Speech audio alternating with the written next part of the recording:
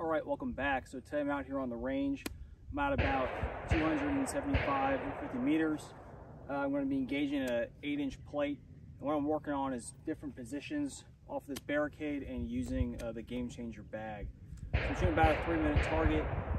You can do the exact same thing at 100 with your 5.56 gun.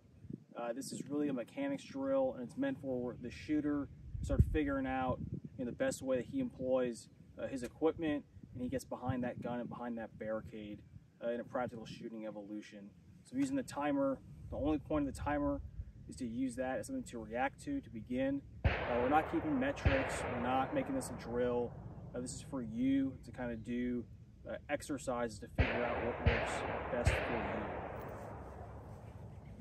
All right, so I'm at 250, call it 0.8 mils. I'm going to dial. And I'm dialing because, again, I'm just working the mechanics, right? I'm not working the hold. All right, so you got my bag. Part of this is also going to be, how I hold the bag and plan on placing the bag on the obstacle. So I'll start kind of easy. Start right here in the middle, and go from there.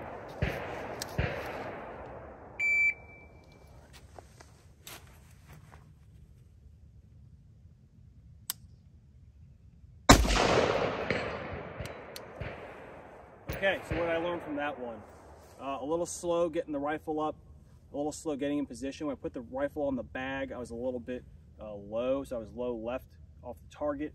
And then my support hand, right, doesn't have a lot of room with the wall here, so I had to hold kind of close towards the barrel nut to get a little bit stable position and get that shot. If I didn't have this corner here, this wall, I'd be able to get my hand up on the side, but that's reality. All right, let's work this low barricade.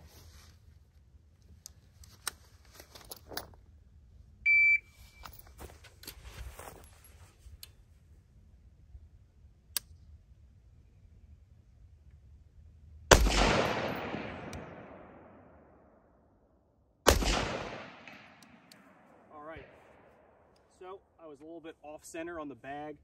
That affected my shot. I kind of leaned over. I had to do a correction. So from here, I'm going to make a correction to my position, right? I'm going to learn from that mistake. I'm going to rep it again and do it correctly, so I'm burning that proper repetition in. So let's do that one more time.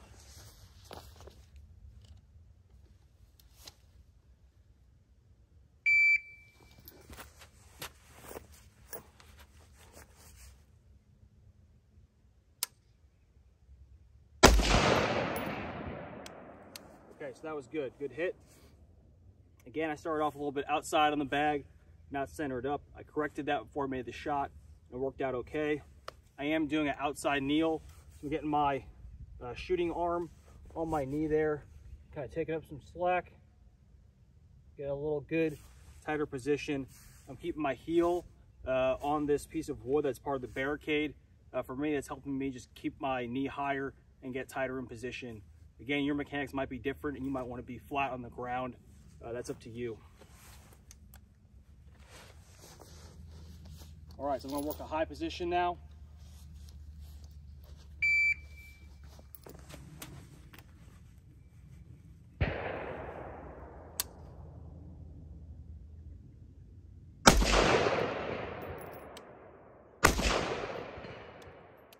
Okay. So that higher position for me, right, it's not as stable because I'm kind of standing more upright. I'm not getting behind the gun. I had a first round miss. I corrected, not a big deal there. I would probably try and use maybe a thinner bag on a high barricade like this if I had the choice, but you don't always get the choice. So we'll do that one more time.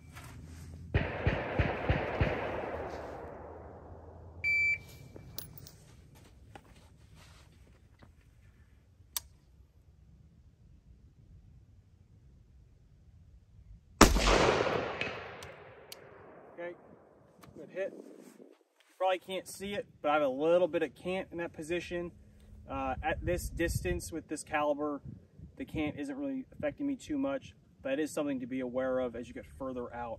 So if it was a further shot, smaller target, I probably would want to get that gun back to level before I break the shot.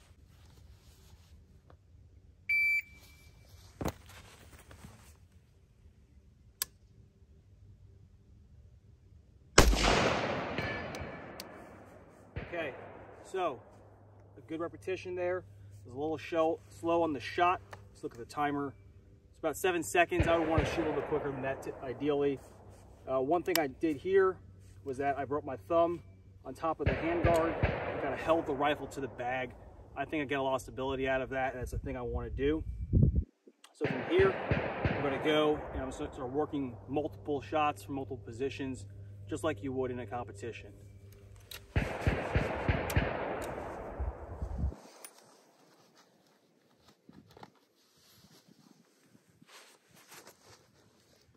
All right, so for this one, I'm going to do this middle position and then down to the bottom. Usually it'll say you need to shoot, one hit from each position, something like that.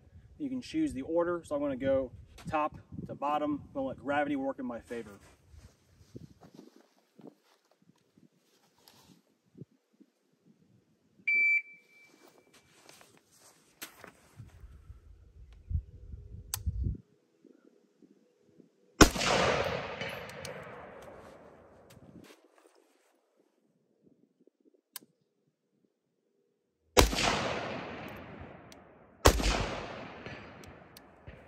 Okay, good second round impact there on the bottom. Probably could have taken a little more time to get in a better position when I moved down. So we'll just do that one more time.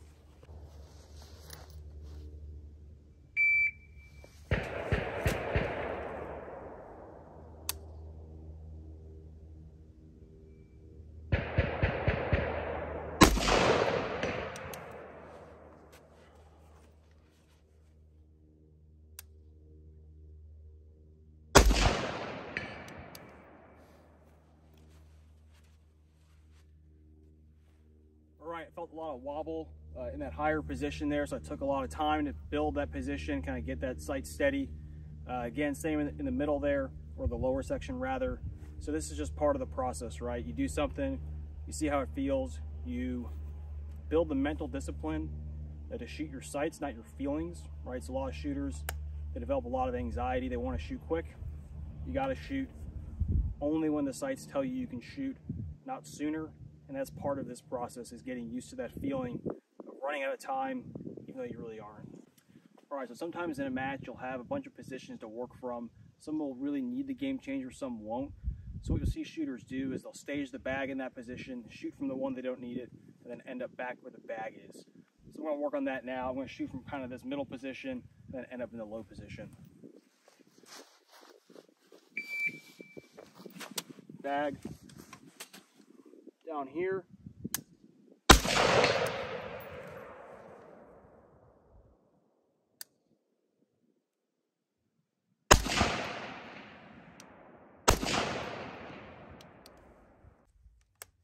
All right, so a lot of times you're going to have multiple hits on target, very common across all disciplines. And it's also going to show you a lot of your flaws in building your position, recoil control. You might be able to get away with a good first round hit in a poor position, but by the time that gun works itself in recoil, right, semi-automatic gun, you're going to have a lot of movement that is because of your poor position. So that's a good reason to work multiple shots. So we're going to do that here. We're going to work on the low position. It's probably the easiest one to work from, and then we'll go from there.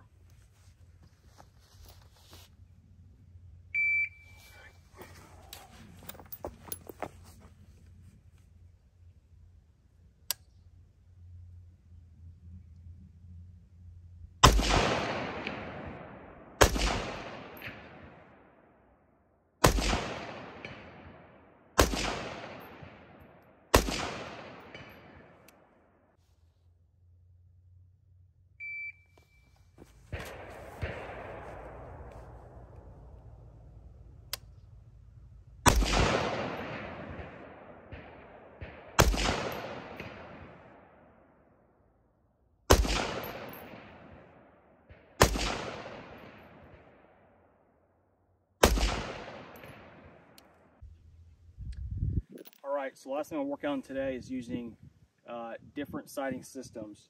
So I've zeroed out my turret, so I'm back to zero on my magnified optic. So what I'm going to do, I'm going to engage a target at about 100 with my 12 o'clock red dot, then transition down to a magnified optic and engage a target at 250. So this is really helping me build reps going between the two optics when needed, and it's getting me used to using my top mounted red dot as a red dot, not just as a ornament.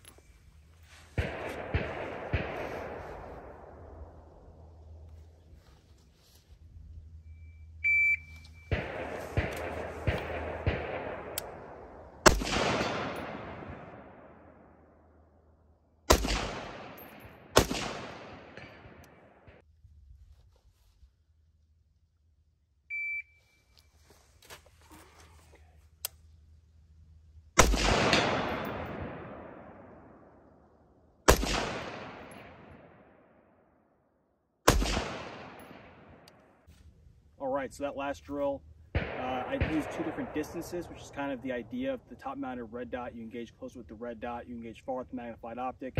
However, you can train that with a single distance, which is two different size targets. So for instance, if you're at 100, you could use your top mounted red dot for a full size USPSA target, and then go back down into your magnified optic on like a 1 or 2 minute target. This is very boring. It's not super flashy or exciting. This is really where a lot of the solid work is built on the range. You don't need a lot of rounds, you don't need a lot of equipment, but this is where I think the best shooters are made, is just doing basic drills, basic reps, and doing it consistently over time. Got any questions, guys, let me know. I'll build some more videos like this in the future if it helps you guys. Thanks.